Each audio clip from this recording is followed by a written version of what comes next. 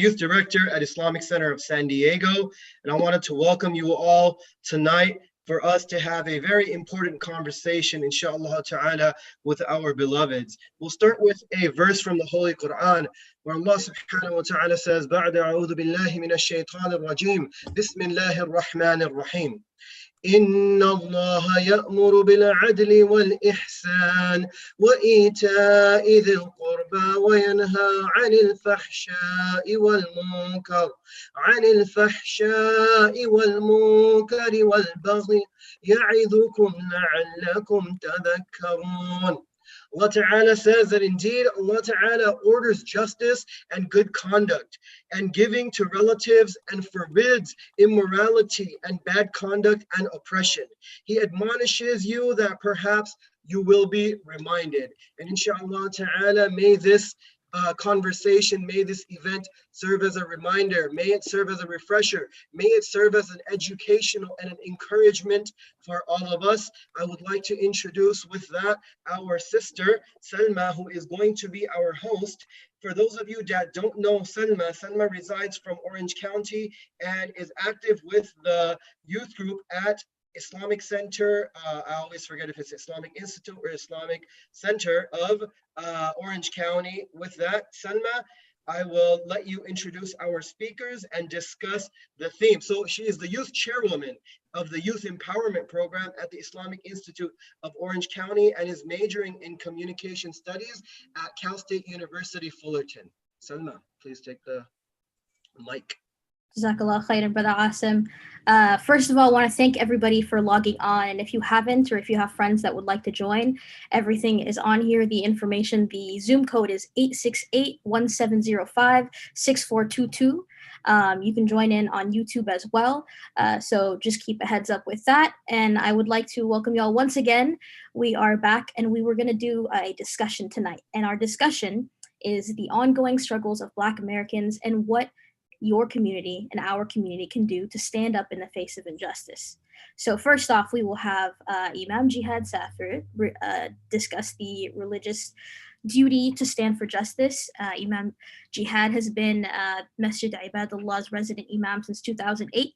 Imam Jihad has received his BA in Arabic Studies and his Master's in Islamic Leadership in 2013. While pursuing his academic studies, he studied traditional books of Islamic law, Arabic grammar, and hadith under qualified teachers. He is the director of Islah LA, a nonprofit dedicated to conducting social services in South Los Angeles, and Islah Academy. He is also pursuing his PhD in practical theology with a concentration in religious education at Claremont School of Theology. Without taking any more of your time, Imam Jihad, please take it away.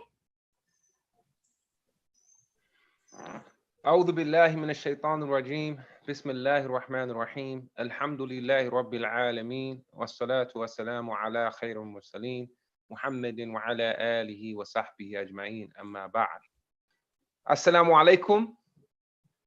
And I want to commend this organization. I guess it sounds like it's a couple of organizations here. I saw many organizations across the flyers. I want to first of all commend you all for having this discussion. You know, I think this discussion, this is the discussion of today. This is what is going to certainly keep us relevant in regards to our application of Islam in this day and time in the United States of America, because this is the issue and this has been the issue. And I think discussions like this need to be continuous. We don't want to be reactionary. We don't want to be, when these happen, we react, but these need to be ongoing conversations. We need to develop, a curriculum to really support our youth and direct them towards having this conversation of race relations and race formation in America. So congratulations. And I want to say that you all, alhamdulillah, I'm so proud to be a part of a beautiful Muslim community with you all, to have this discussion and to invite myself, Umar, Hakim, and also our sister Kenyatta here for this conversation. In regards to our duty, I think our brother Asim, alhamdulillah, he beautifully read the ayah, Inna Allah ya'muru bil 'adli wal ihsan, and so on and so forth. He read this ayah, And it's important that we have discussions surrounding this particular ayah, you know, that Allah subhanahu wa ta'ala, he orders justice and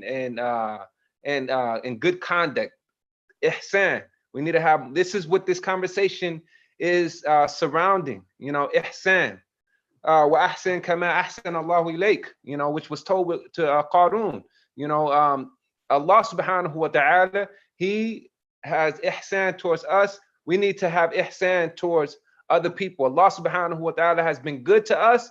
We need to make sure that we're good to other people. And I think it's that simple message that we look at our privilege in America. Alhamdulillah, Muslims have done well for themselves. Just talking about even myself growing up in the community, I was very privileged as a Muslim. This means that my parents, my mother and father, having Muslim parents, my parents didn't partake in alcoholic beverage. So my parents had a clear mind when I went to my parents. That's a privilege. My father was in the household. My father was an imam. That is a privilege. All my friends didn't have that privilege. So I think as Muslims, we've been protected from really the ills of society. So we have to go out and protect others. Allah subhanahu wa ta'ala has protected us, and we need to go out and protect others. I think the problem is that the reality, and we can have this conversation later, what we don't want to do, especially with our young people, is I don't want to do a lecture. You know, I want to bring up some things and I want to have more of a conversation. But the reality of it is many of our parents, their idea in surrounding race formation, we have to come and make those corrections. You know, we have many people who came here and they wanted close proximity to whiteness. Okay, why would they want close proximity to whiteness? Because whiteness also has the closest proximity to what is called the American dream. So why would I come here and associate with people who are very far away from this American dream that I come here for? So I'm coming here and I'm going to make sure that even if I have to blend in and pose as white, change my name, okay, go from Muhammad to Mo, I want proximity to the American dream. So I'm going to associate more with whiteness than blackness. I don't blame anybody for that, especially if that's your dream. However, as Muslims, we know Allah subhanahu wa ta'ala is on the side of justice, right? So the proximity to justice, if it means that I need to be closer to justice than I am to the American dream, this is where the conversation has to begin. And this is a self-conversation, right? How close am I to justice? And that's my question for the Muslim community. If we want closer proximity to justice, we have to be close to the people who are being treated unjustly, who are victims of oppression. If we want closer to proximity to justice, and with the victims of oppression, we will find Allah subhanahu wa ta'ala. And this is throughout the Quran. You know, we have all throughout the Quran, you have this, you know, for example, let there arise from you a nation, inviting to what's good, enjoining what is right, forbidding what is wrong, all throughout the Quran. And this is our time, and we are the people to enjoin what's right and forbid what's wrong. And alhamdulillah, and I think we're in agreement with that because we're all on this call. I'm not going to go any further. Thank you all.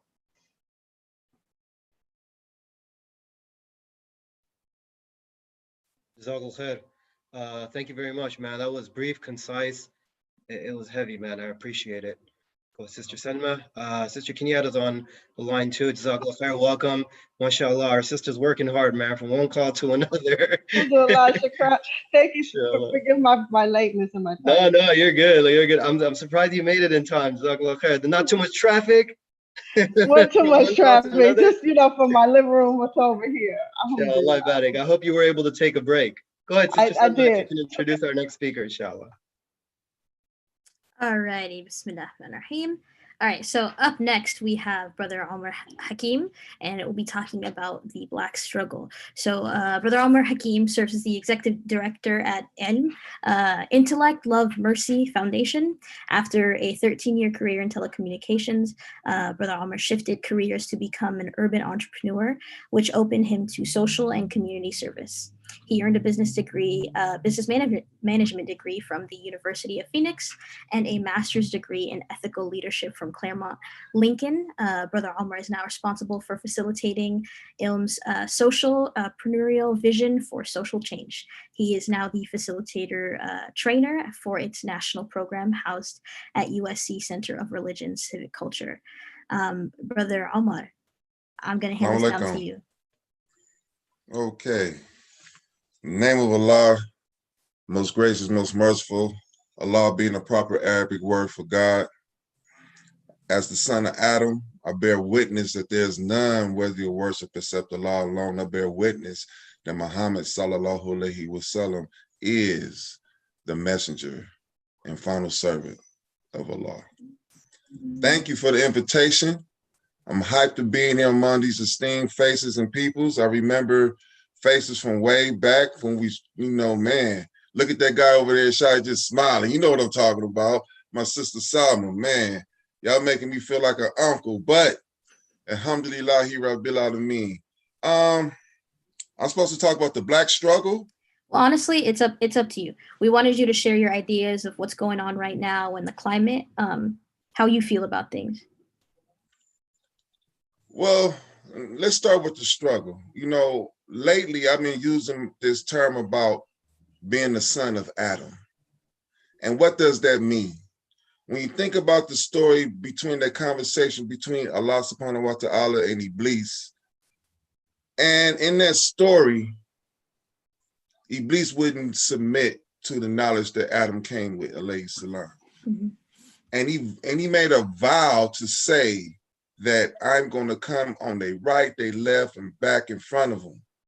So, since we are the son of man, the son of Adam, the Black man, the African-American Muslim must look like Adam because his foot has been on our neck since then. Let's fast forward some years. They put us on a boat, enslaved us, brought us to the Americas, scattered us all around the world. Out of the abolishment of slavery, I think it's like 1864, 1865, something like that, we've been trying to earn our rights. Jump out of that into Jim Crow, trying to earn our rights through then. And in that process, we had certain talents that gave us leeway in society: cooking, singing, rhetorical speaking, all of that. So then you have the civil rights movement started around 1940s. You know what I'm saying? Started around the 1940s. You get your Ernest Hemingway, not Ernest Hemingway's, but what's my man? Get all the Harlem Renaissance and everything. You get all of this golden age of people expressing themselves through writing, acting, all of this. So then fast forward some more, you come into the civil rights era, when the actual civil rights movement became policy in 1964. So we've been trying to earn our rights as the son of Adam since the beginning of time. So this is really nothing new in the spiritual sense. In today's context, there's a hadith that always go, if you see an injustice, you could change it with your hands, you could change it with your speech, or you could leave it in your heart. But that would be the weakest of faith. So let's look at the hands. A lot of people like to resort to fighting. And in the past, they labeled us as fighters. Muhammad Ali was the greatest. I shook up the world. See what I'm saying? He changed his way through that. So it's other ways, but there's also other tools that you can utilize to change your life when it comes to using your hands. You can create something.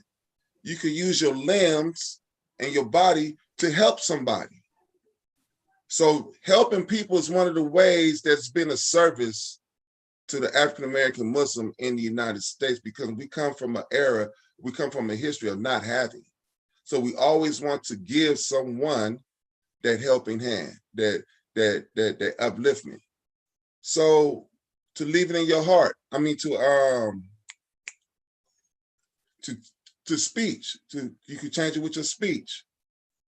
We have a lot of rhetorical speakers. We have a lot of good speakers. You can write poetry. As today we had on our call, Miss Latifah, the poem that she said agitated people's minds to think. So definitely from using your hands to your speech, there's more than one way to do it. Dig into your talents, your interests, your core values, and use the gifts that Allah subhanahu wa ta'ala gave the human being to serve mankind. To leave it in your heart. Making dua. I've learned somewhere, and you scholars on the line could tell me, I learned somewhere that it says that dua is one of the things that could change life as it is. We know that when we pray for someone, we wish the best for them. If the angels hear you saying it, then they put that back on you. So that's why we say, Sallallahu alayhi wa sallam, so those blessings can come back on us. So when I tell people, I pray that I grant you health, security, and protection. You are in my best interest, because why? I want the same good for you that I want for me. This is so to change it with your hands, to change it with your speech, to leave it in your heart. There's many ways we could go about that. With the M Foundation and what we do at Islah LA, we utilize all three. We have service, humanitarian day, go beyond the game, food pantry. You see what I'm saying? We do all this. These are ways that we use them to challenge the struggles that we do in life. So as the son of Adam, the creator has given us our core values to utilize to help people get over their hump, as well as it helped us get over our hump. So, you know, at the end of the day, the struggles that we endure, depending on how you look at it, it's a blessing, because the thinker is going to figure out a way on how to get around it and how to beat it and how to beat the shaitan that is said that's going to come in front of us, from the back of us, on the right and the left. We're going to figure out a good way to please our Lord by using these three gifts that Allah gave us to overcome all these struggles. And the struggle that we in today, we've been in it since the beginning of time. I was on a call and they asked me, you know, this same question. I said, we're going to get our liberation and or our freedom, even if we have to wait till the day of judgment. Bottom line, no compromise, because Allah subhanahu wa ta'ala is giving the believer a promise.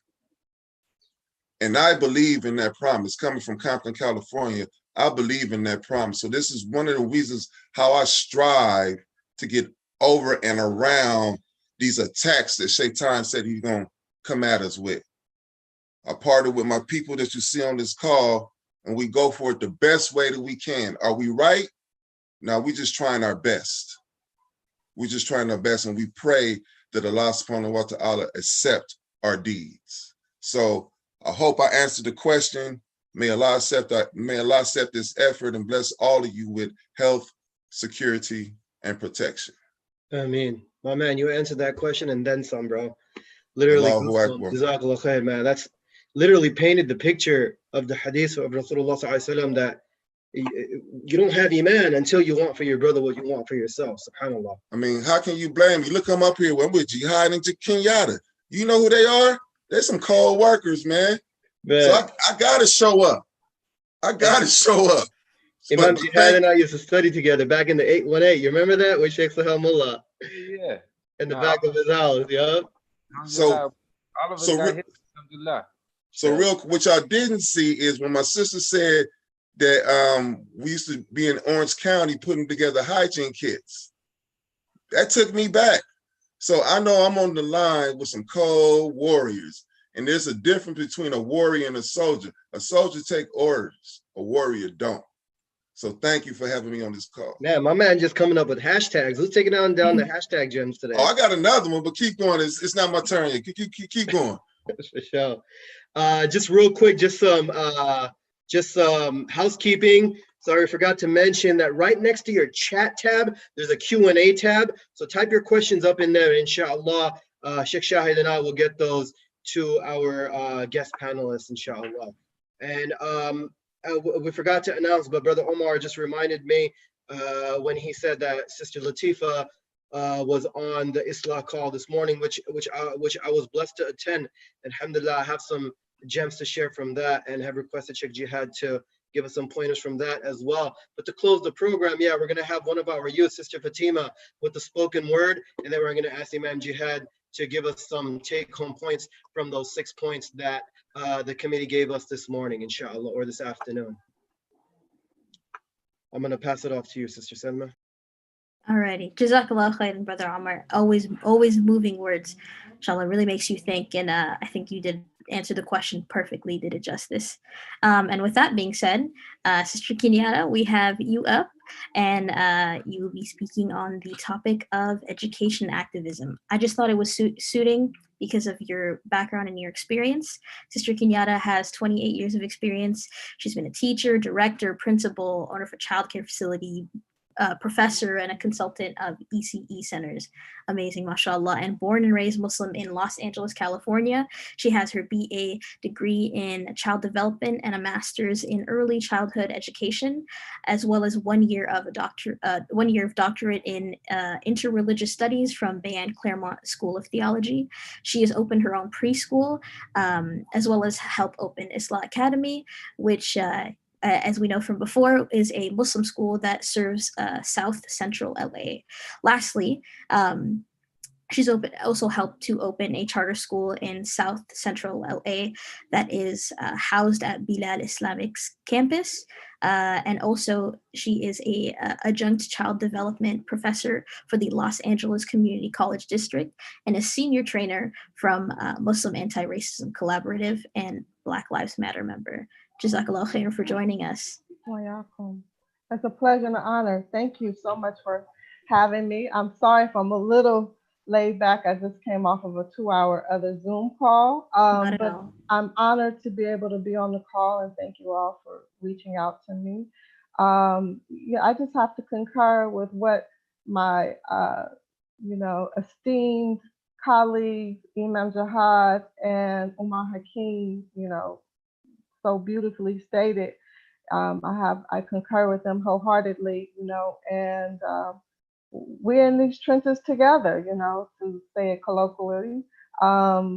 We're here to do the work, So I come from workers, just like Imam Jihad, his father, Imam Sadiq, my father and his father, basically did this work together, in founding our Master Dibalala. So we stand on the shoulders of our elders, and it's an honor to be able to do the work. But to get to the topic at hand as it relates to with the educational activism, I just got off of a call with Noor Kids, and really what they were trying to lift and create a space for is to discuss with parents how they could counteract their own implicit biases. So we all know that we have biases. That's just as human beings and in human nature.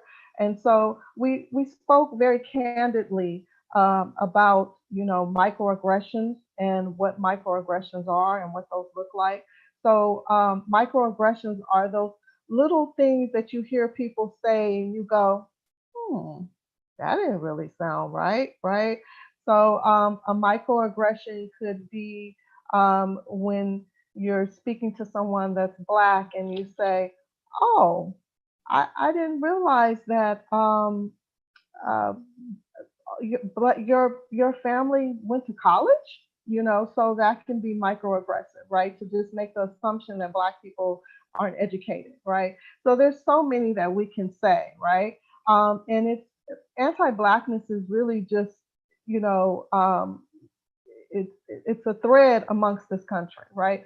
So with George Floyd being murdered, as I was asked on the call earlier, how did I feel about that? For me, I've been in this work with Black Lives Matter for the last 4.5 years, and Black Lives Matter has been around for 6 years. I was arrested at 21 years old in the uprising in '92 for peacefully demonstrating. So I have gone to many funerals of people who have been murdered by the police in my childhood. So this is something that we encounter daily, I hate to say. And we know that in Los Angeles, 601 people were murdered by the police since 2012. And we've been lifting their voices and their names ever since. And they still haven't, Jackie Lacey has still not prosecuted those killer cops, right? So what I want to tell folks is that energy that everybody's doing for George Floyd, yes, we want to say that, but we want to make sure that we lift all the people's voices that have been murdered by cops, and we want it to stop. So how you can educate yourself is, one, read books that are from Black authors, right? I have to lift up my own father. He is a Black author. He's written 5 books. He wrote a book called Crips, which was turned into a movie called South Central. Some of you may have heard of it. And his name is Donald Bakir. So I have to lift him up. There are so many Black authors that we can lift up, that we can read about, right? You can read in the Harlem Renaissance, as Umar alluded to, right? When you talk about James Baldwin, right? And there's a movie, I Am Not Your Negro. You can read Michelle Alexander's book, The New Jim Crow, and that will give you a really historical understanding. I even encourage Black folks to read that. It's about 350 pages where it really dissects this whole country and how now our new slavery, or slavery that has been within the last 100 years or plus years, is incarcerating Black bodies, right? So we know that millions of people who are Black are in the prison system. So that's the new form of anti-Blackness. So it's looking at,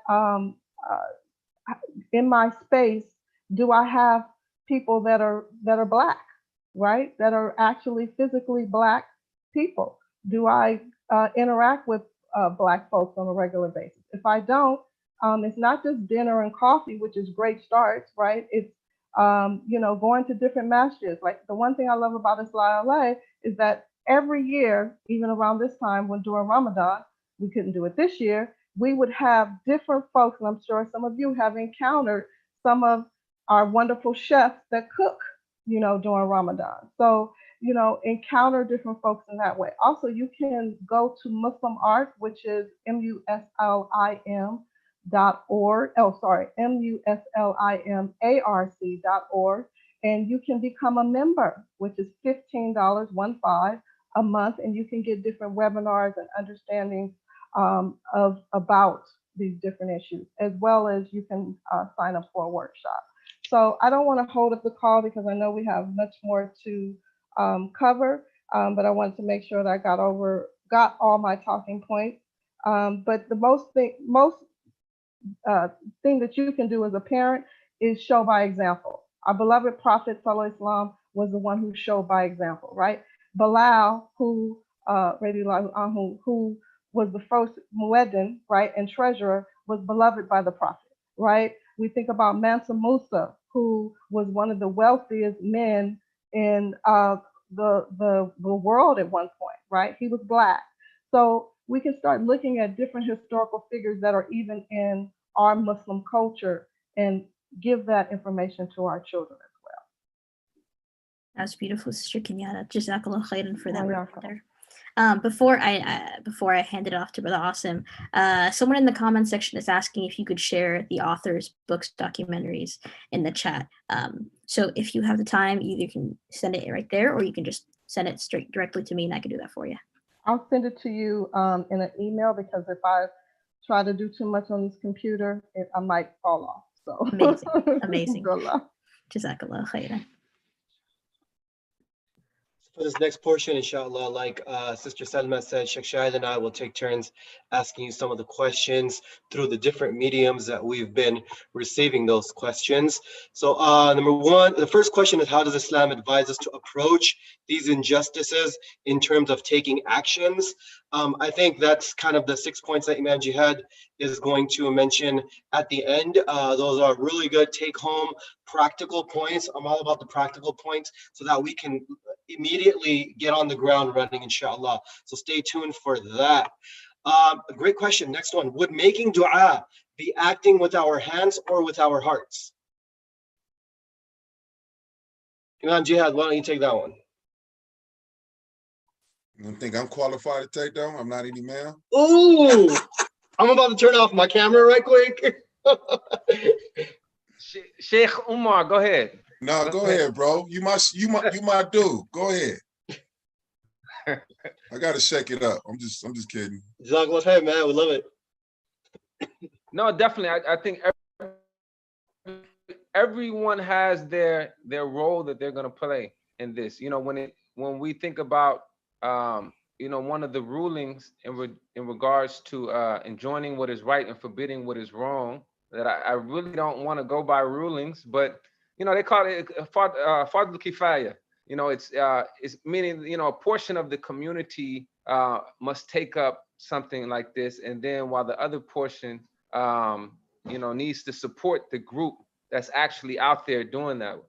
But I think when we think in terms of this work that needs to be done, especially living in America, when the foundation is you know, a very vicious institution of chattel slavery, it's going to take all of us. So a portion of us are going to need to make dua, but also make dua and then finance, you know, pay towards, you know, and then others are going to need to be on the front line.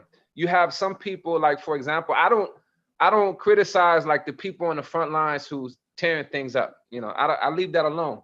That may be the job for some people. I'm not promoting that. I'm not going to do that. My thing is institution building. You know, if we enhance the school, I think that's a form of protest. Making sure we educate the young, you know, our young students in regards to race formation, that's a form of protest, and so on and so forth. So the person who, if all they're able to do is make dua, that's, you know, really, you know, disliking it with your heart. And alhamdulillah, that's fine. But support the individuals who are fulfilling that obligation of enjoining what is right and forbidding what is wrong, you know. But make dua for us. We need dua. Jazakallah Imam Jihad for that. One thing I wanted to ask, you know, a lot of people on this call here are logging in from youth groups from San Diego, Garden Grove, Anaheim, and other parts of the nation.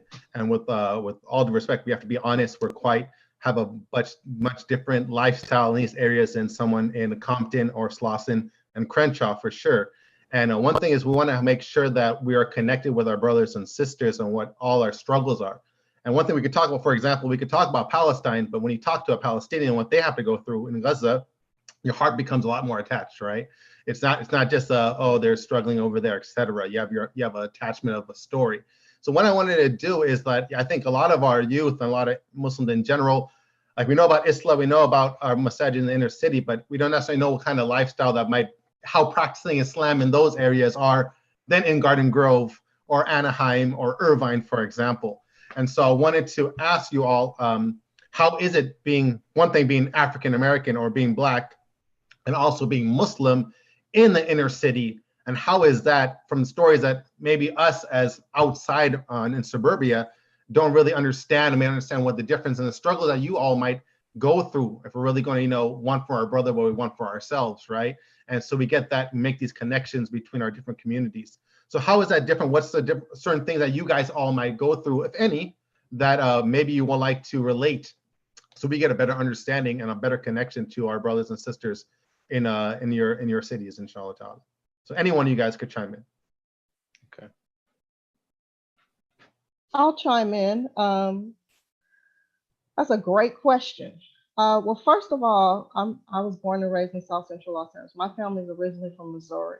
And I have like a hometown kind of feel about me, even though I'm from a large, city, right? So on one end, I love South Central. I love where I live, right? Because it's my people, right? So it's just like if folks say you live in Garden Grove, right? And I've lived in other places. I've owned property in other spaces. I've even lived in Marina Del Rey. And I left Marina Del Rey because it got crazy. It was like every time I looked up, I lived like a block from the beach. And so you would hear, fighting and, it started to be drugs everywhere. And I was like, I just need to go back to the hood. I mean, this is, this is crazy, right? So I'll say this, the hood is very loving towards Black Muslims, because for a lot of people, even though they may not be Muslim, they identify with Muslims. Their cousin might be Muslim. Their uncle might be Muslim, right? Where we grew up on 74th and Main, we grew up on the east side, right? My family still has property there. They adore us because both my parents were teachers, and my mother and father made it like summer camp. We didn't have summer camp. They made summer camp. But they all knew that we prayed 5 times a day. And my dad would literally come on the porch and call the adhan. And they used to say, yo, daddy's singing that song, y'all better go pray. So, we let them know what our culture was. We didn't hide, from being Muslim. But on the other end, I think about when my father and mother first moved into the neighborhood, and my parents were still in the Nation of Islam, and a police officer or 2 police officers knocked on their doors, 1973, right? They knocked on their door and they said, "Are you Muslim?" And my dad said, "Yes." And they said, "We don't like Muslims," right? So we have dealt with over policing forever, right? So I live like 2 blocks now from the police station. I can see daily before I was quarantined, haven't left my driveway since March 15th. So I'm immunocompromised, I have asthma, so I will not be leaving. But it's great to see all of your faces.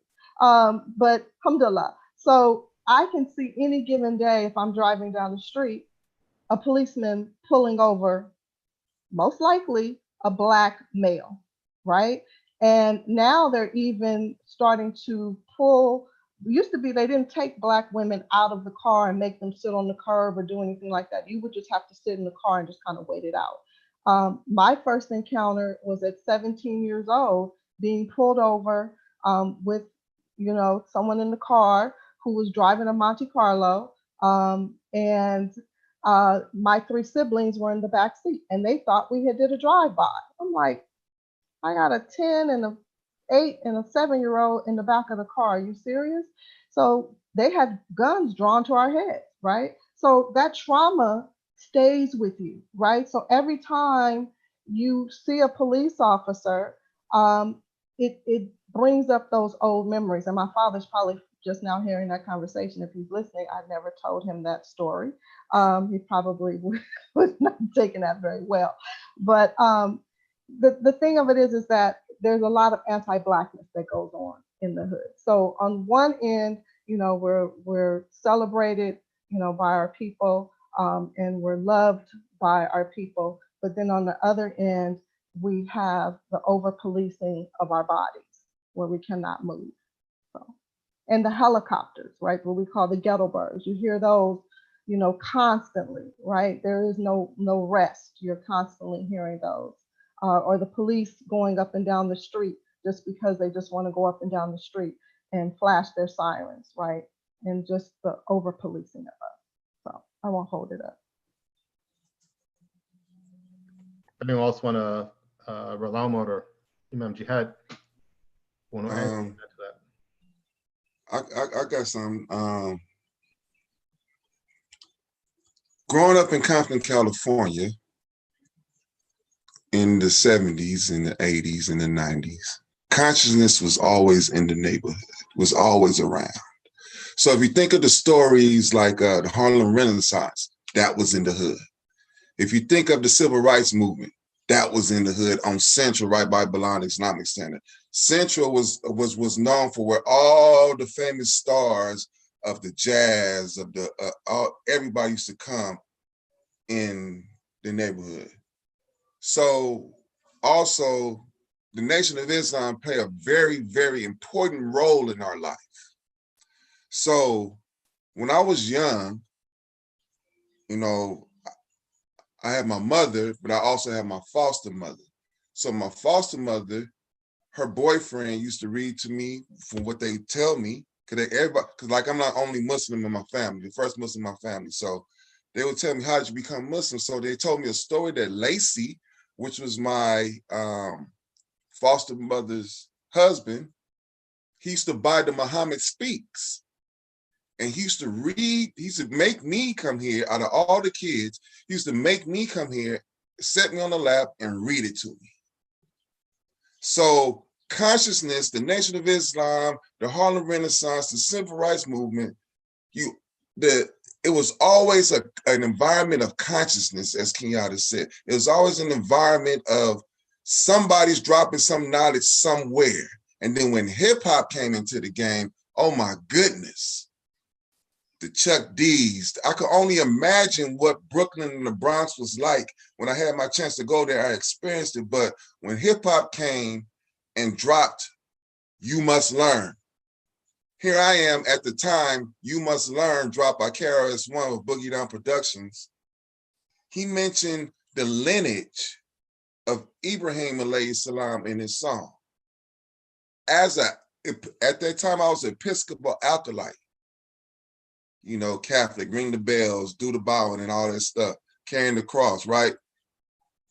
I didn't pay attention enough to know who these names were, because they didn't teach me that. But when KRS-One dropped these names, when Chuck D dropped his name, it triggered me. Because and take in mind, we was playing this in the neighborhood, in your cars. These was our theme songs. So the consciousness of my community of Compton, California, Allah put me on this path to meet my appointments, to one day say, Ashhadu an la ilaha illallah, Ashhadu anna Muhammad Rasulullah in 1998. So our communities, whether it was Compton, Watts, Los Angeles, Pasadena, consciousness was always in the neighborhood by somebody, a neighbor. And they always made Muslim being so cool. Hashtag. Good stuff. Yeah, you dropping them. You dropping the hashtags. Jazakallah khair. I appreciate. I'm writing them down as much as I can. Sheikh Jibril Spade just joined us. MashaAllah. Sheikh Jibril, Jazakallah khair. I know you had a busy day. I appreciate you dropping by. Sheikh Jibril, if you don't mind, if I can ask you a question. I mean, you really dropped a gem on us that was shared in the Imam circles. Can you tell us a little bit about that? Bismillah, alhamdulillah, wa salatu wa salam ala rasulillah. Assalamu alaikum wa rahmatullahi wa barakatuh. I was just listening to everybody and everything. People ask me, what's my name? That's go my name right there, Jibril Spade. Brother Omar, before I answer your question, Brother Omar, my bad, man. My bad. I didn't know. I didn't recognize your number, man. Forgive me. I was gonna bust you out on this call just now. I've been calling you twice, bro. Forgive me, brother. Forgive me, man. I still love you. Still, I love you, baby. Love you. I love you. You know, no love lost, kid. No love lost. I gotta say, Sheikh Jibril got like a Medina number and then the 530 number. I was confused too, man. It's Mecca, not Medina, man. Mecca. No, I wasn't confused. I called the number he gave me. Yeah. I didn't have your number on my contacts. I'm really sorry about that. I love you, soldier. I love you too, man. Love you too. All right. With regards to what I wrote, well, how can I answer this question? Really, and I've been Muslim a little bit. Brother Omar accepted Islam in 98. I accepted Islam in 94. And at that time, I was going to a HBCU, that stands for Historically Black College University, North Carolina A&T. And it was there that, you know, I did my journey and everything, and eventually I accepted Islam, alhamdulillah. Prior to that, of course, I was heavily involved. Most HBCUs are in Black neighborhoods. And while I was involved in my fraternity, I was heavily involved with the Black community there and engaging with the youth and everything.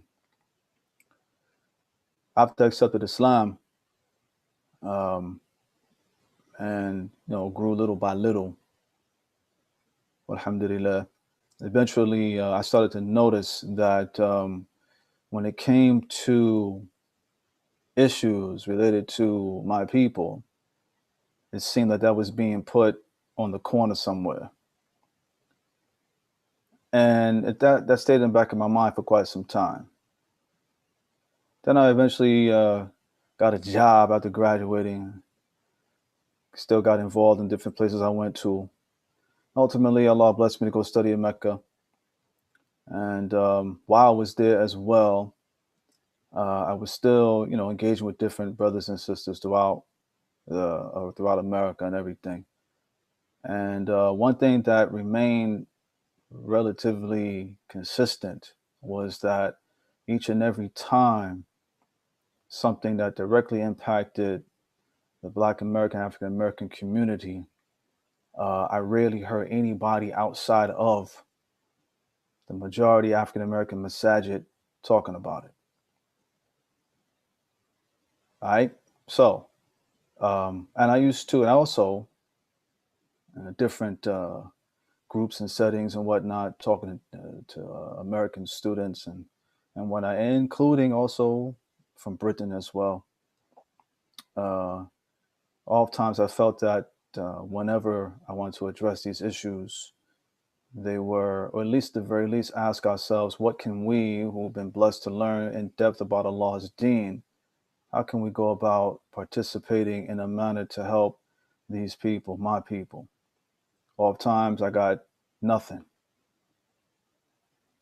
I come back here to the United States of America after being here for like 2 years now, the belly of the beast.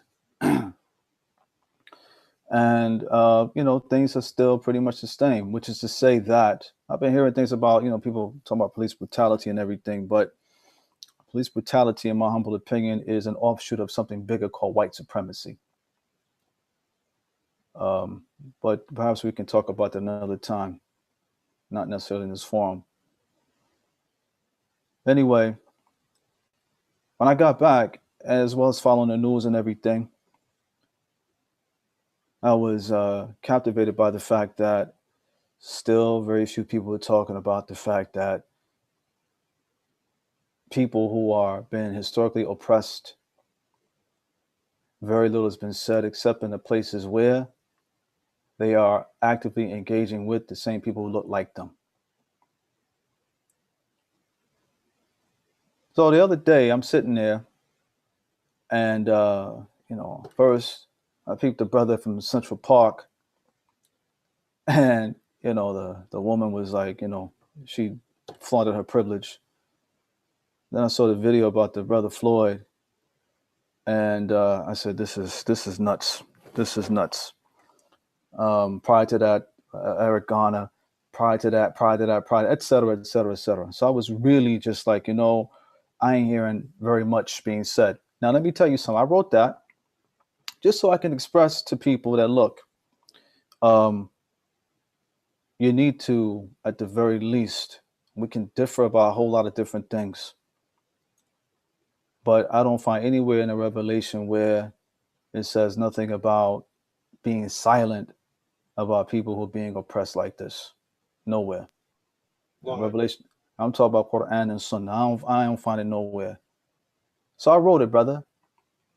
Now I'm not on a lot of WhatsApp groups. I don't really like that stuff. You know, that's just me. But I suspect that after I send it out, quite a few people, you probably got a range of different reactions, ranging from Jazakallah khairan, may Allah reward you, to who does this brother think he is, to, you know, he shouldn't be saying that, how dare him, etc. you know, and that's cool, man. That's fine.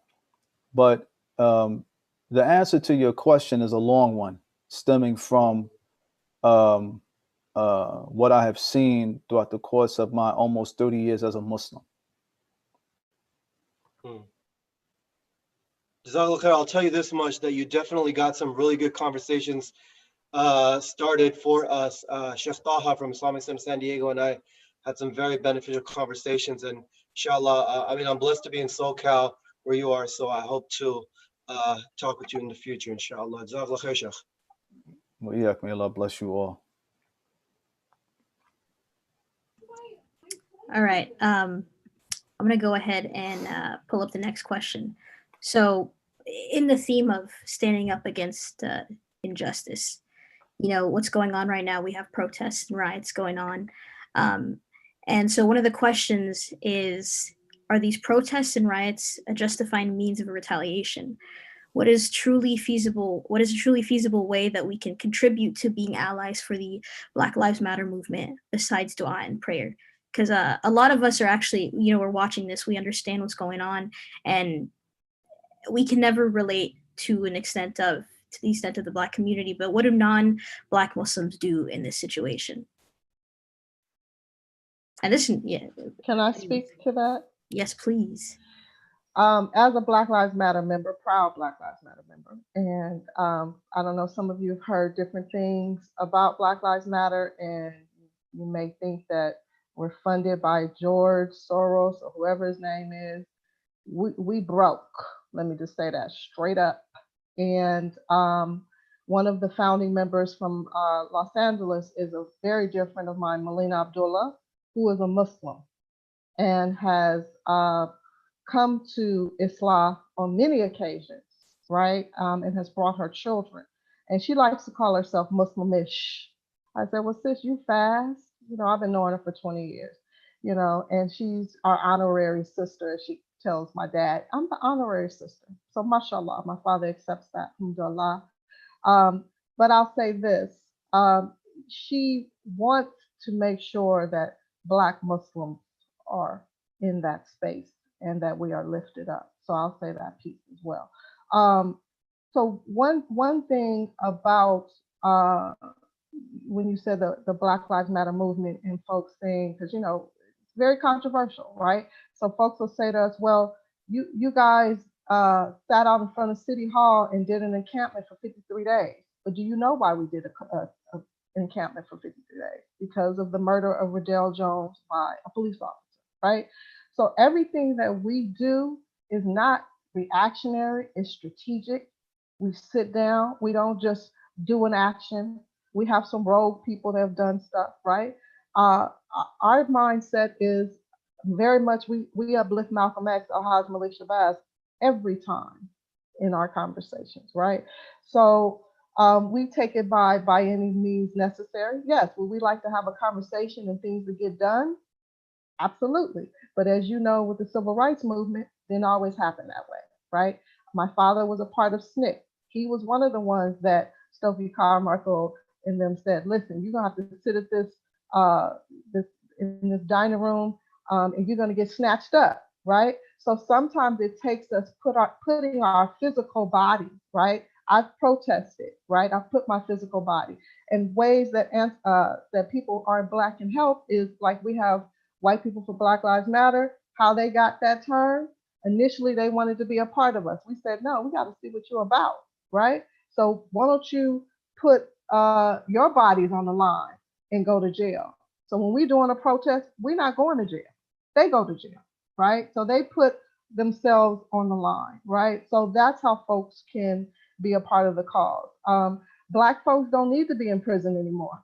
We got millions of us already in prison for things being innocent. We think about the exonerated five, being accused of things daily, right? So that's one end. What you can do is you can donate, you know, to Black Lives Matter and to other Black causes. You can go into those spaces and want to help, you know, and not just be about, oh, I'm just here to kind of, you know, stargaze or, you know, just look at you. like you're a museum item, right? So really be about it is what I say. So I know my tongue's a little, I'm holding my tongue back actually, because I can get a little militant, and I want to make sure that I encourage people. So I'm saying it with a loving hand here. Alhamdulillah. Jazakallah khairan. Sister Kenyatta, once again, amazing response. Thank you. One question I wanted to ask also just the panelists here is that one thing as youth, when we watch these videos of what happened to George Floyd, and then obviously Ahmed, Audrey, and so many other people that have been either killed or brutalized from police brutality and other things that you guys all witness, is that as a youth watching this, there's anger that that stirs up, and there's also a very strong negative connotation that we have to police and the police force. Obviously, they give us speeding tickets. They do all these. They're kind of labeled bad in general. And so the thing is, I know people started posting online that if you ever see a police pull over someone, especially someone who's African American, start videotaping, and you'll see they'll change. And people are really encouraging this. And so I wanted to see what your opinion is on how should the youth or people should look at the police force in general. I think one thing we should all say is that. It's my opinion is that not all policemen are bad. We all know that's a big generalization. Just as people might say all Muslims are terrorists, right? We don't want to fall into that fallacy. But obviously, we see a trend that's going on. So, what advice would you give to youth? We see some people on the protests in Minnesota. Some young kids are, mouthing off to police and doing a bunch of other things, and they're feeling, rallied up, and that's obviously understood. But what advice would you give to youth or just people in general? How to react to police, or if they see them pull someone over? Should these steps actually be taken forth, where you should go out and start videotaping them to protect something that might happen? What advice would you give to that?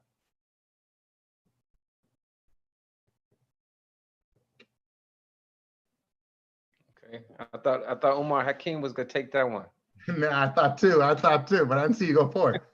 Umar, I got something for it, but go ahead, Jay. You know this is your thing. No, man, you did it today in the clip where you talked about fear. No, I think so. Our approach and how we've been trained, even from the elders that came before us, and this goes back to we have Ali Rashid. Ali Rashid, who I've never met Ali Rashid, but he was in the Nation of Islam. He was a captain, and then he became an imam when they transitioned into the Sunnah. And a product of Ali Rashid is Papa Shah, right? Naim Shah Sr. All right. So this is we've been trained by they're on the front lines. They never shied away from engaging the police, right? So and there are some organizations that do. They don't go to any events that the police are present, and alhamdulillah, that serves its purpose. But I think for us, we're relationship builders, so we make sure we have the conversation. For example, we did a more recent action even before this one for Ahmaud Arbery.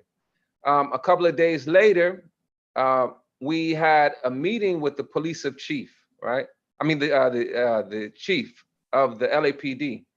And the chief, sitting down, talking with him, we hold them accountable. We ask them questions, and we see if that works. So this is our approach. We try to relationship build. If this doesn't nothing, then we, like, for example, for this action, we have something we're going to take it a little bit further, right? We're not individuals. We don't engage in violence. We promote the model of any of these organizations. For example, our school is a community school. We believe that the school should, the parents should not feel separated from the teachers. Same thing, there needs to be community policing. So this is the model that we're trying to promote, even with the LAPD. And I think if you leave them alone and you're not at the table, then you're not going to be involved in the changes that are going to be made to the status quo. So in order to change the status quo of what's going on, to change the culture, there's much that needs to change in regards to the LAPD. And we engage them and we see if that works. You know, I don't know what our next move is going to be, but we're relationship builders. What we want to tell the Muslim community is that, you know, we have police officers who are Muslims, and we consult them, and alhamdulillah, they have spoken out against the injustices that have been taking place. So you can go on you know, their pages and look at you know, some of the things that they're speaking out against. So, you know, we're not here to wage war against the entire LAPD or any police department. You know, we realize, and even the police chief, he's admitted that there's a strain within the department that you know, is definitely connected to you know, a very toxic racial outlook in regards to you know, the other. So I think it's important for us we need to be at the table. There was an old model of not engaging. We don't want to continue that model. There was an old model of being an imam and you don't know who your councilman is. You don't know who you don't know who your mayor is. Maybe a few years ago, if you asked me who the mayor was, I'd be like, I think it's so and so. I didn't know, you know. Or if you ask me who the police chief is, I would, I'm not sure. But that model hasn't been effective for our community. So now we want to be on the front lines and really influencing and changing policy. So we're learning how to better engage. Umar Hakim can really speak more on that. Umar Hakim is he's a star organizer in Los Angeles. So alhamdulillah. To capitalize on what he to further go into it, the mentors that we have, Donald Bakir, Naeem Shah Sr., Imam Jihad Saafir. The mantra of the Intellect, Love, and Mercy Foundation is teaching life skills to replace social ills. So we have two things that's up against us: apathy and self-helplessness. So through these mentors and their valor during those days, they showed us how to assume position. They showed us how to, it's like, I was raised without a father. So when I look at a Naeem Shah Sr., when I look at an Imam Sadiq, when I look at a Donald Bakir, I be like, I want to be like him. I want to be like them. You feel me? So they taught us how to navigate these straits. They teach us, they teach us, because they're still here. They teach us how to navigate these straits. You know what I'm saying? So that thing, what he talked about with the LAPD, we was in 2017, the Elm Foundation was given a chance to organize, to bring people together. So I'm a community organizer, and I'm also the president for LA Voice board. So as an organizer, your job is to bring people together. So you got the activists, you got the organizer, then you got the leader. Each one has a strategic role in the cause. They all need each other going forward. So as an organizer, I was given the opportunity to this situation called Days of Dialogue. And in Days of Dialogue, they say, hey, we want to talk about policing. I said, okay, if you want to talk about policing, let's talk about the future of policing in South Los Angeles. So they gave the Elm Foundation the opportunity to contact chiefs, captains, and lieutenants and bring them all to Bilal Islamic Center to have a tenacious conversation about the future of community policing in Los Angeles. And we was able to give, that's why I reached over to this letter. I keep this letter. We gave them a letter. We presented them our ask. Because when you're organizing, you out there, but you out there for a reason. But what's your reason? It has to be wrapped in it has to end with an ask. And this ask is to keep them accountable. So when we got these meetings with the chief, when we got these meetings with the LAPD, when we got these situations to sit down, we had to ask. And recently we asked the chief of police, can you lead this conversation of excessive force and police brutality in the nation? What did he do? So I got no feedback. So then I text him. I was like, yo, I think you should reconsider our offer about our question. So I text him and he said, I'm gonna get back to you. So then if you notice in Yahoo and recently in the LA Times, he contacted the major chiefs, the major city chief, some organization, national organization, police chiefs.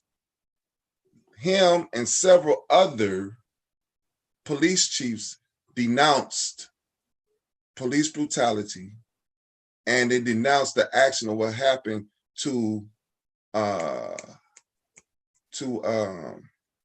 George Floyd. They denounced that action as police chiefs. So we were able to do that and then you don't get to that point without all three being present: the activists, the organizer, and the leaders. So you get with your leaders, you bring them all together, and you strategize, like Kenyatta said, you strategize on what you want. And then through your influence or your network, you bring all the people together. You bring them together. Allah is Al-Jami, the gatherer. So you tap into that trait. You tap into that intrinsic thing of being Abdul Jami, the gatherer. You bring your people together. So we brought together Imam Jihad, Salam Mariotti. We brought together Najuma Smith Pollard. We brought together, it was a couple other people and myself. And we asked the chief this question: can you lead this conversation? He ended up getting with the other police chiefs to denounce this action. And then the other day, Jay, we was on the call with the mayor and the police chiefs together. So our next steps is to take it even higher. I would like to have us have a sit down in the federal building about excessive force. Why the federal building? Because it's on federal ground. And then that'll be considered a conversation documented on paper at a federal level in Los Angeles. So it's gradual progress. It's not going to happen overnight. It's gradual progress.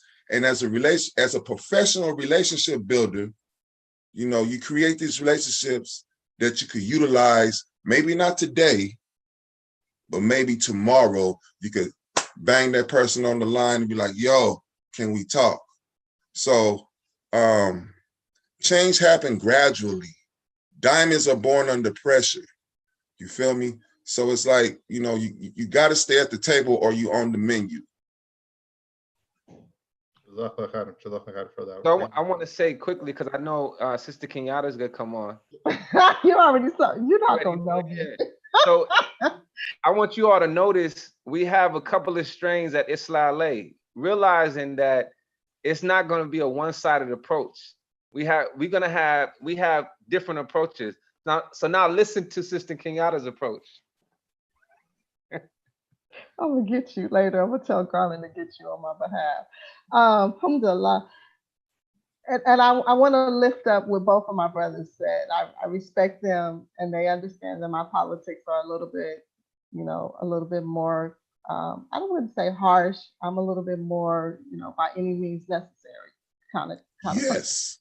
Stand behind her. I'm very, very strong on that.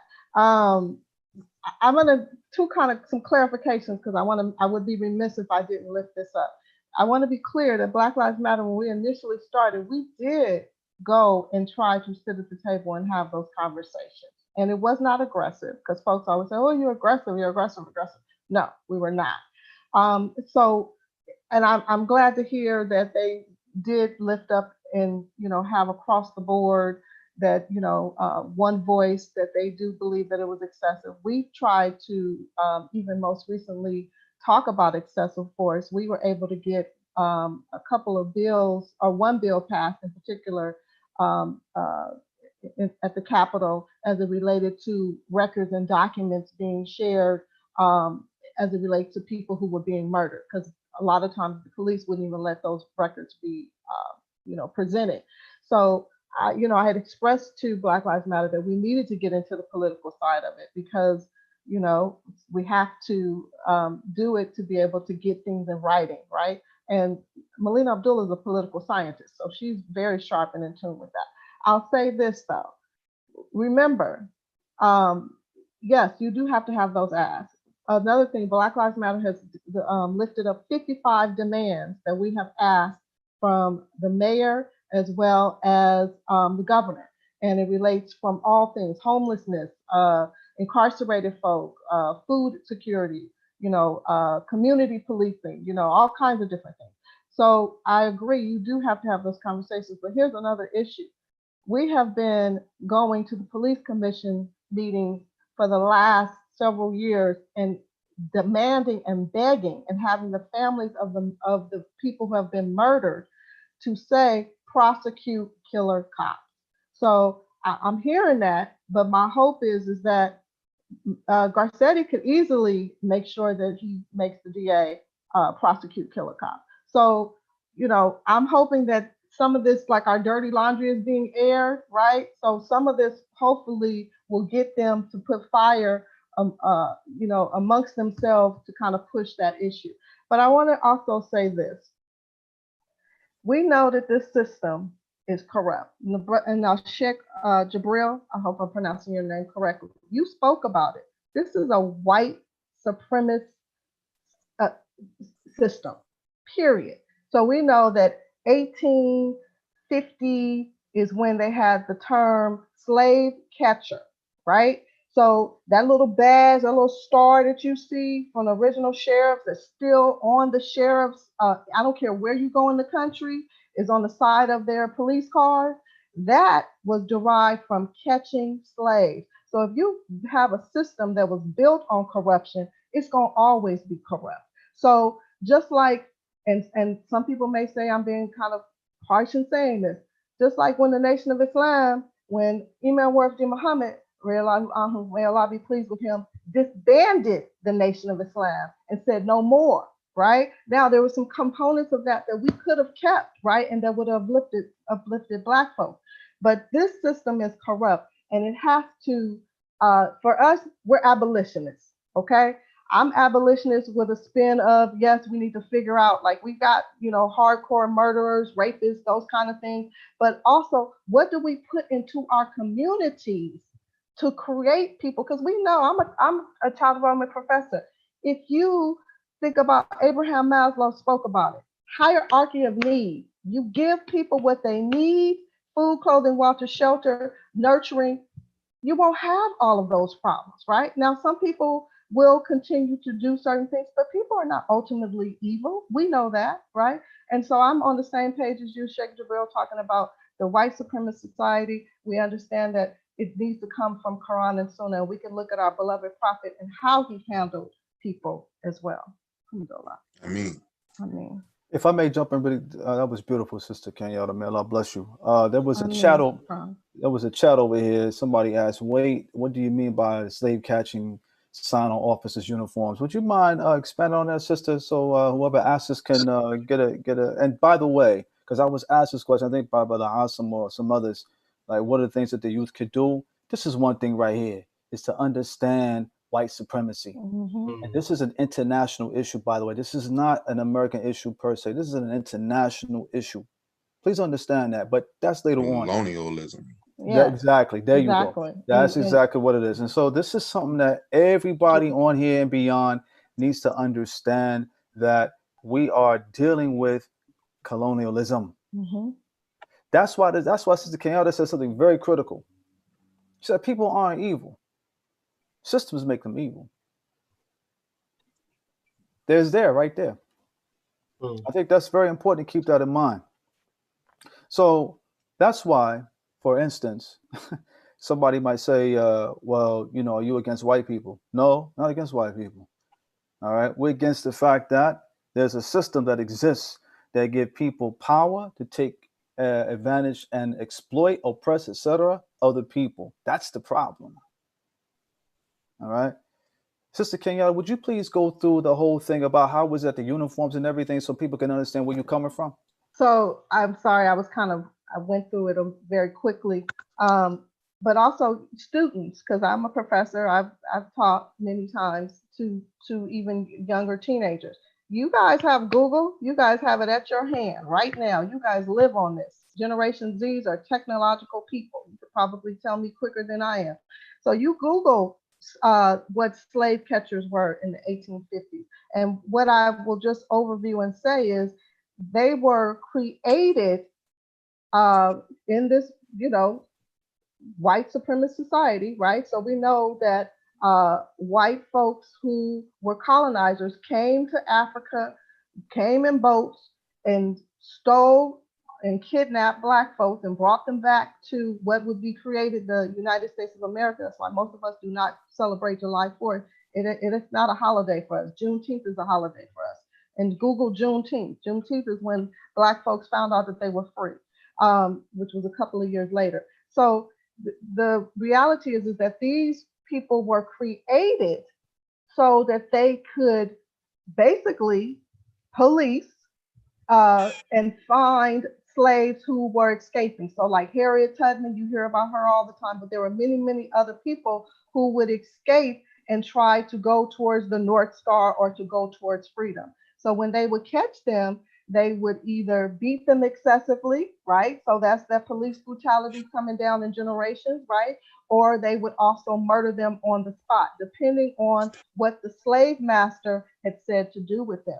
So they still look at us as slaves, or they would take them they would imprison them. So right now, the current slavery is jail, prison, not even just jail. Prison is where the current slavery is happening. So most of you need to read The New Jim Crow by Michelle Alexander. You read that book, it'll change your life.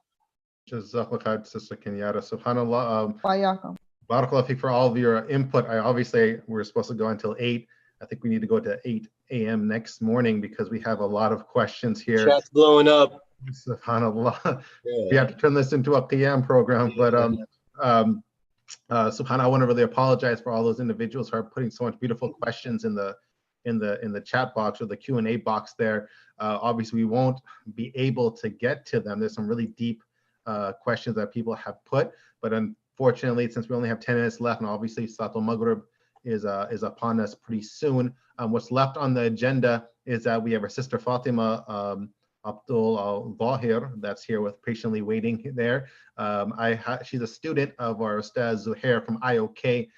She's going to do a spoken word for us. So I'll pass that over to her teacher, Ustaz Zuhair, to introduce her. And then we'll ask Imam Jihad to give us some of those points on what we can do. At least we can leave with some concrete steps that how we could go move forward as Muslim community and helping our fellow brothers in humanity to better the situation, inshallah ta'ala. So without no further ado, Ustaz Zuhair. Just real quick, I'm going to interrupt Sheikh Zuhair real quick. I know some of our panelists are fasting. Please make dua for us and please don't feel uncomfortable or anything. Like I said, this is a talk show, casual style. We sip in our coffee, water, whatever you got to do. Please do that. Make dua for us. And then offline, to the viewers, I promise at least, the very least that Sheikh Shahid and I can do is we'll talk to our panelists and see how we can make this an ongoing conversation in some capacity at least. And Imam Jihad gave me like a brilliant idea. Just when he said that word curriculum, I started buzzing because all of us on here are youth group directors, leaders in some capacity trying to give back to our youth group. And one of the biggest issues that I see in a lot of youth groups when they hit me up for advice for shura is, hey, do you have any curriculum? I mean, bam, we got to include this in the curriculums, inshallah. Ustad Zuhair. And also, sorry, just before she goes on, we have curriculum, not to keep pushing Muslim Art, but to push it. K through 12, we have curriculum that is anti-bias curriculum that you are, we can sign up. If you become a member, $15 a month, there's a way. And then also, if you want to extend it, there's a way for us to put a package together for you. And we also have adult curriculum as well in webinar form. It's awesome. Jazakallah khair. I'm gonna look into that right now. Let's see. Doesn't hear, can't hear you. Uh-oh, didn't get the micro check. Can't hear you, yeah. Just if you know sign language, you could bust it, but otherwise try it right quick. Try one more time. Oh no. Adam just unmuted himself. Adam, you got something for us or what? I unmuted him? You unmuted yourself. Oh yeah, I just unmuted myself. It's okay. I'll try to. Earpiece too. He got that night. Yeah, that's for video games. I don't know about that. In the studio, man. That's what happens when you're extra, Sheikh Zahir. You got the Sheikh Jibril headphones on, mashallah. Anyhow, I'll introduce. I don't know if Sheikh Jibril knows Sister Fatima. I don't know if he could introduce her. Do you know her? I know the IOK connection there. Yes, I know Sister Fatima. Yes, I know. Sister Fatima is a current student at the Institute of Knowledge Seminary full time. She's very active there as well. She is the daughter of our beloved brother Tabari. May Allah bless them both for their efforts and what they're doing in the community. I'm not going to talk very long. Sister, go ahead and drop a spoken word. Assalamu alaikum wa rahmatullah. Can you guys hear me? Yep. All right, alhamdulillah. So I'm just going to jump right in. Is there a problem? Is there an issue? No. No, you're good. Okay. Oh, no. Who? Is Sheikh Jibril okay? Yeah, go ahead. I think someone had their mic on, but go ahead. Oh, okay. All right. Bismillah. So, dear black boy, some words of advice. I sculpt my words with worry because I fear for your life. Did you hear of the man who almost lost his? After a high-speed chase, he was pulled from his car. After a high-speed chase, he was pulled from his car and thrown on his face as if they forgot that this was a person, a part of the human race. No, instead, they beat him mercilessly, leaving him with 11 skull fractures, broken bones and teeth, and brain damage permanently. His life changed forever. On this day forgotten by none, Rodney King was beaten March 3rd, 1991. So, dear black boy, some words of advice. I sculpt my words with worry because I fear for your life. Did you hear of the man who lost? Did you hear of the boy who lost his? Because he was walking a little too suspicious. That Arizona watermelon drink looked a little too close to being a gun, and the Skittles ammunition. A 7-Eleven run is way too risky. When you're 5'11" and black, the scales of life and death become a little bit shifty. Just ask Trayvon Martin, who was only 17 and uncertain of his life. If only he knew his last day would be February 26, 2012. So, dear black boy, some words of advice. I sculpt my words with worry because I fear for your life. Did you hear of the man who lost his? Because apparently the accusation of him selling single cigarettes from packs without a tax stamp is punishable by death. They slung their arms around his neck and stole his breath. I can't breathe. I can't breathe, he struggled to say, until he fell limp and weak. Eric Garner, his death, July 17, 2014. So, dear black boys, some words of advice. I sculpt my words with worry because I fear for your life. Did you hear of the boy who lost his? Because playing with a toy gun is far too dangerous. A threat to those who have real ones, a threat to those who have real ones who intend to use them on a 12-year-old boy, on a 12-year-old boy, on a 12-year-old boy, barely a teen. Tamir Rice lost his life November 22nd, 2014. So, dear black boy, some words of advice. I sculpt my words with worry because I fear for your life. Did you hear of the man who lost his? After his attempt to use $20 presented itself as counterfeit, they say money is a root of all evil. Is it because it only seems to affect black people? The average person cannot breathe without 3 minutes of air. They must have considered him a superhuman, or to our human, they didn't even compare. On his neck, they kneeled for 8 minutes, and at 9, they finished their business. This black life lost is one of plenty. George Floyd was murdered May 25th, 2020. So, to all my Black boys, I fear for your future because it seems the justice system is a crooked, unruly structure, the demons within it trying to cut short your future while you stand in your present, wondering if the next police shooter will be standing in front of you. Jazakallahu khairan. Allahu Akbar. SubhanAllah. Imam Jihad, I'm Wow. gonna let you do the 6 points, the take-home points.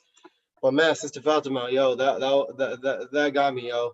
But one question that one of the questioners asked, I'm gonna ask Imam Jihad to try to answer it real quick with your 6 points, just because Sister Fatima touched on it as well. Is like, with everything that's going on, how do we make sense of it from the Quran and Sunnah? The question kind of sounds like why does evil exist? Why do bad things happen? But specifically for the injustices. Alhamdulillah. I want to tell Sister Fatima, we are very proud of you, and give your father, Sheikh Tabari, the salams. Alhamdulillah, that's my good brother. So make sure you give him the salams, and we very proud. Jazakallahu khairan. I will. Alhamdulillah. We appreciate that, and a lot of wisdom in that poem. And we're gonna be calling you soon, inshallah. We have something coming up, inshallah. I'm always here, so just give me a call, inshallah. Most definitely, most definitely. So I don't want to be like, I think maybe we'll deal with this question. قَدْ جَعَلَ اللَّهُ لِكُلِّ شَيْءٍ قَدْرًا. You know, Allah subhanahu wa ta'ala, everything that happens, and this is what we have to, everything that happens, Allah subhanahu wa ta'ala he's full aware of it. Allah subhanahu wa ta'ala, like we mentioned, he's Al-Hakim, but Allah is Al-Alim, right? Allah subhanahu wa ta'ala is the most wise. Allah subhanahu wa ta'ala, he's the all-knowing. Anything that happens, we're going to be tested. This is the dunya, right? We're going to be tested here. And one of the big things that we know is that this is how we really get to know Allah's names, right? You'll never really fully be able to fully realize Ar-Rahman or Ar-Rahim, Allah being merciful, until you get a taste of something that is on the other side of mercy, right? And you'll never really appreciate it. It's really like a child growing up with all the amenities, with all the privilege, right? And never experiencing poverty. They'll never appreciate their riches. They'll never really fully appreciate their what they have, what they've been blessed with. So I think for all of us going through any type of struggle, everything that's beautiful, you go through struggle to get to it, you know. So Allah subhanahu wa ta'ala, when Allah, this is Allah's sunnah, when Allah wants good for a person, man yuridillahu bihi khayran yusib minhu. When Allah wants good for a person, he sends them through a trial. Well, how we call this as Kenyatta and Umar in the hood, look at, this is a beautiful struggle. We would never trade in our position. In regards to the East Side, we love the East Side. We love the people on the East Side.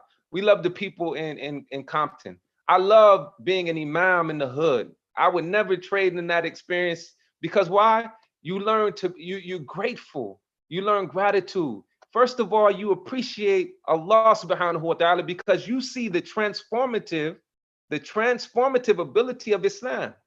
And that's the beauty. You see how Islam has changed many people's lives. Like, I'm around brothers and sisters. If they didn't have Islam, they would be terrorists, right? If they didn't have Islam, they would tear up these streets. You would fear these individuals. And it's the only thing Islam has came into their heart. Allah subhanahu wa ta'ala has guided them. And alhamdulillah, they're calling on Allah, and they're very beautiful people with beautiful characters. Action item number 1, because it's more important. I get the question, what do we do? How do we assist the community, right? I'm getting texts from other imams and other leaders. What do we need to do? So we came up with a list of action items. First of all, this is for the lay people, just regular people sitting around at the house. Everybody has their iPhone, or you might be on the Android team. Whatever phone you have, call Mike Freeman, right? 612-348-5550. And we have, I think in the comments, I think there's a list of the action items, right? So, Yeah, I and got it. email him. So blow up his phone and his email. This is for our couch warriors talking about how much they struggling watching Fox News at home on a big screen, right? What you can do to help, you're not gonna leave your house. Some people just not gonna leave the house. It's comfortable for them. At least call Mike Freeman and demand that everyone involved is held accountable, not just one officer, right? Not just Derek Chauvin, but everyone who was there, everyone who was involved and chose not to do anything. Number two, Muslim organizations, mosques, and centers must draft a letter of solidarity. We're already getting these letters of solidarity in. In this letter of solidarity is expressing the solidarity with the Black community, in particular with Black families whose loved ones have been taken and impacted by racial violence. This publicly displayed letter must condemn police brutality in all forms and speak out against all racism against marginalized communities. We want all of the organizations in California, Southern California, Northern California, also Nevada, to draft a letter and place it on your website. Place this letter of solidarity on your Facebook page, on your can't fit on Twitter, but on the whatever, Instagram. Place it, send it out in emails, right? Make sure it's publicly displayed, the letter of solidarity. Number three, Muslim organizations, mosques, and centers must participate in a day of outrage. Next week, we have a day of outrage, right? We're going to have a big day of outrage on the Isla page. So on the Isla page, we need everyone there next week. You will see the flyer in the upcoming days. We're going to have a huge program. This is our day of outrage. Other organizations, what we expect is for our imams to deliver a khutbah surrounding police brutality. And let me make this clear. You can mention Bilal, but do not make Bilal bin Rabah. May Allah subhanahu wa ta'ala be pleased with him forever. Do not approach this lazily. Go beyond Bilal for this khutbah about racism and condemn all types of racism. And make sure that the khutbah is genuine. And also, if you give a talk, if you're just a leader in an organization, you don't give the khutbah, you can record yourself for a brief 3 to 5 minute talk in which you condemn racism of all types, in particular police brutality. Number four, Muslim organizations, mosques, and centers must commit internally to addressing anti-Blackness within their organization. So invite organizations such as the Muslim Ark. You all should have more presentations with them. So deal with it internally. And then also externally making relationships with Black communities, right? So we need to see most people at Isla. I look forward to seeing, after we put this out, I look forward to seeing more of my brothers and sisters at Isla. You know, we had an event not too long ago, which we wanted to promote and make it big. It was called Bean Pie and Chai, right? So we were going to you know, do the bean pie and chai, maybe dip my bean pie in some chai. We taking it to another level. We have to be around each other more. So we're going to do some more events, inshallah. So we have to engage, get out of our comfort zone. That's number four. Deal with it internally and also make relations with the African-American community externally. Number five, join local efforts to uplift justice and equality for the Black community, including calls to action, protests. History is being made, and we must not sit on the sidelines. If there's a local action, get off the couch and go join it, right? There's so many actions taking place. Be down there in the middle of it, right? Stay safe, but get out of the house, put your mask on, remain safe, and go out and join the action. And number six, on July 4th, we have a Cali Muslims ride out. We're going to show up at Isla. July 4th is very strategic, right? We'll explain more about that later, but we want to show up at the Isla, and then we're going to ride out as a Muslim community. We're going to be deep. We coming in with bring your vehicles. You know what I'm saying? We want all the Muslims to show up at Isla and we're going to go down the street. They're going to hear us. We're going to show our presence. The Muslims are here. The Muslims are here. And we're going to go to some key locations. One of the locations being the location where Ronald T. Stokes was murdered by the LAPD. We're going to go to that location and make dua. We have some other locations, but I don't want to mention it here. We're going to be together, inshallah, on July 4th.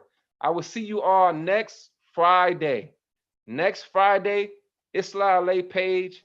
You all will see the flyer out soon. This is the day of outrage. We need your letters of solidarity. I love you all. I love all of you all for having this event and having this conversation.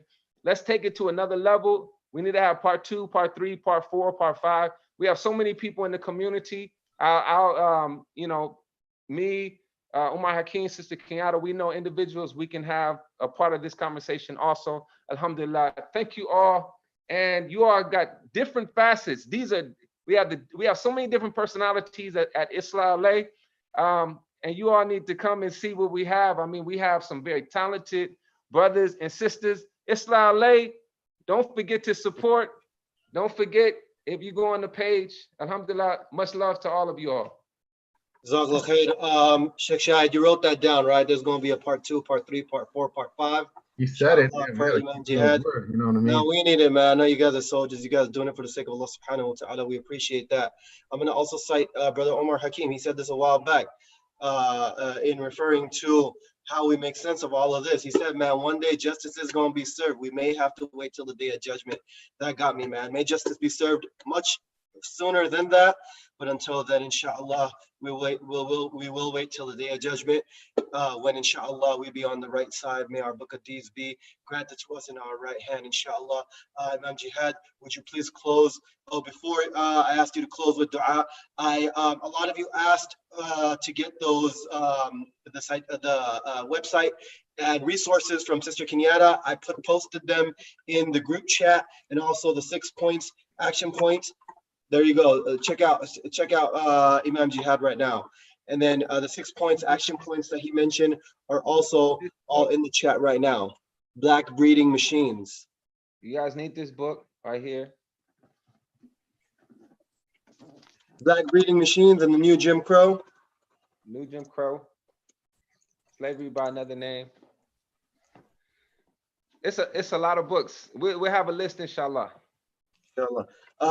Viewers, please take a screenshot of the chat right now. I learned the hard way that when we put notes in the chat, they disappear at the end, unless if Ibrahim knows a way to save this stuff. Ibrahim, do you? I think so. Let me check it out, inshallah. Okay, cool. Why don't you do that while Imam Jihad makes dua for us? Jazakallah khair. ربنا آتنا في الدنيا حسنة وفي الآخرة حسنة وقنا عذاب النار. ربنا لا تزغ قلوبنا بعد إذ هديتنا وهب لنا من لدنك رحمة إنك أنت الوهاب. يا رب العالمين رب السماوات والأرض. We ask you, Ya Rab, to have mercy on those who are being oppressed. We ask you, Ya Rab, to soften our hearts to the issues of the people who are being oppressed. We ask you, Ya Rab, to give us a closer proximity to those who are being oppressed so that we can assist them, Ya Rab. Ya Rab, we ask you to soften our hearts towards these issues that plague the people who are being oppressed. We ask you, Ya Rab, to allow us to be allies to one another. And we ask you to increase our love and compassion amongst our hearts as a Muslim community. We ask you to rid our Muslim community of racism and allow us to be of those who help rid the world of racism and oppression. بسم الله الرحمن الرحيم والعصر إن الإنسان لفي خسر إلا الذين آمنوا وعملوا الصالحات وتواصوا بالحق وتواصوا بالصبر. A few of the attendees implored to thank you on their behalf. They said Jazakallah khairan to all of you. Thank you for your time. May Allah subhanahu wa ta'ala put barakah in your time. May Allah ta'ala bless your families whose time we're taking away from. Jazakallah khair. Assalamu alaikum wa rahmatullah. Sheikh Shahid, anything? No, may Allah bless all of you guys, all those who are attending. Inshallah ta'ala, we'll see you another time. May Allah bless. I got a question. Yes, sir.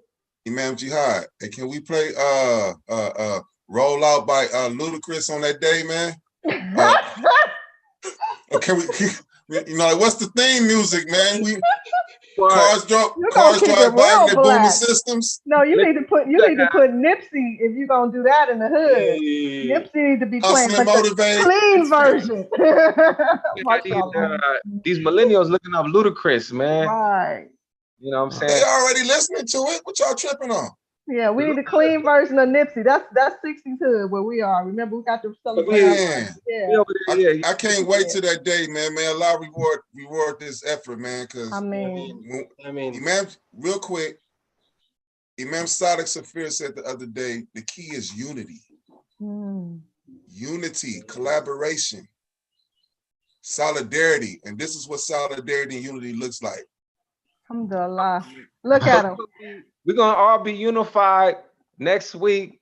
Islale page and look Allahu Akbar. Allahu Akbar. The day of outrage. And some of y'all gonna be Akbar. on the program, inshallah. I'll reach out May to y'all. Allah reward you all. Sorry, I'm gonna break the rules real quick. I'm gonna make an executive decision real quick because the question is quite important. Is it inappropriate to share the videos of the murder of Brother George? Wait, can I expand on this a little bit? Yeah. Where's our psychologist for this one? Kenyatta. Let the sister speak. Come on. Real quick. Because like it's showing up everywhere on social media. People are posting the video of George, right? And then you have on the opposite hand other people who are posting about how we should not continue to further post Black suffering.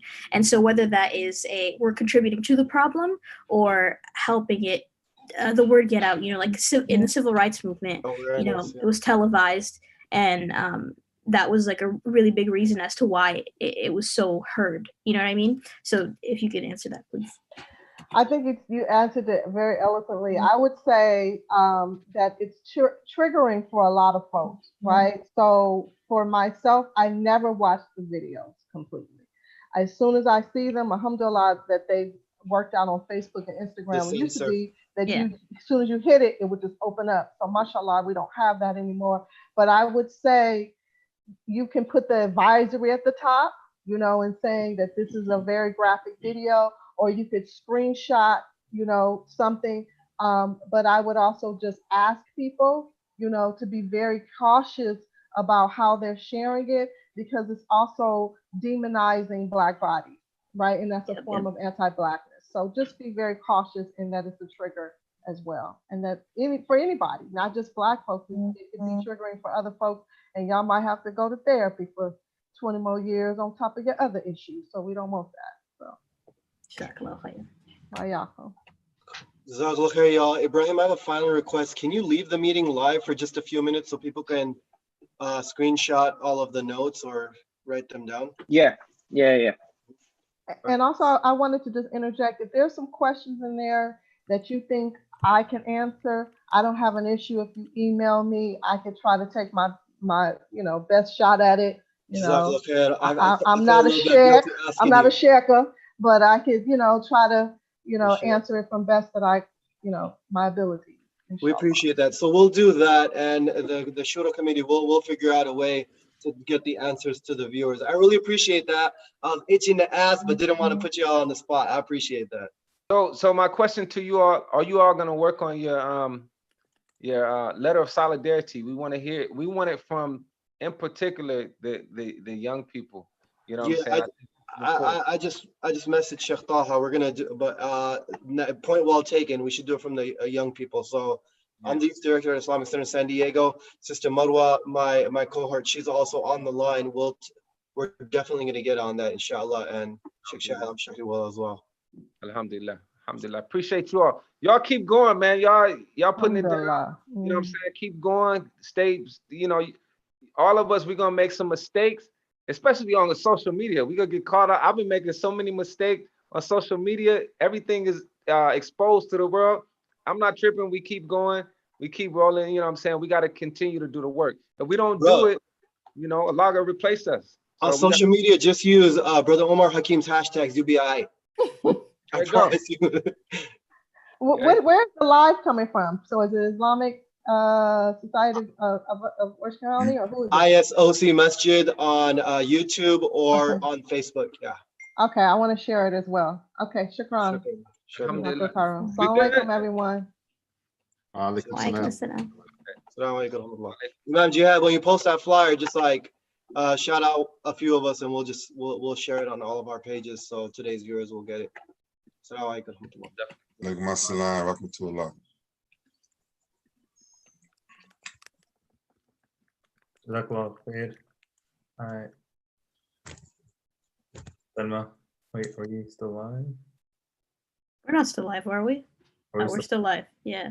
Oh, what's up? How do we end the live? Leave meeting? Brahim, end the live. Good. I'm gonna leave. Awesome, you're still on too. Oh, Oh, you're on mute though. Yeah, I just want to copy down these questions. I was going to tell Ibrahim to leave it on, but take it off live. I'm just gonna leave. It's still on live. Jazakallah khair, guys. Take it easy. So, All right, yeah. All right. Jazakallah khairan. Salma, thanks for coming on the spot as the host last minute. We appreciate it. You did great, mashallah. Dude, no worries. I think if you'd give me more time, it would have been more stressful. All right. Jazakallah khairan. Assalamu alaikum. Am I good to end it, or do I need to? Ibrahim, I was going to say, is there a way, were you able to? Yeah, I sent it to Sheikh Shahid. I'll talk to you offline. Okay, cool. Sorry. All right.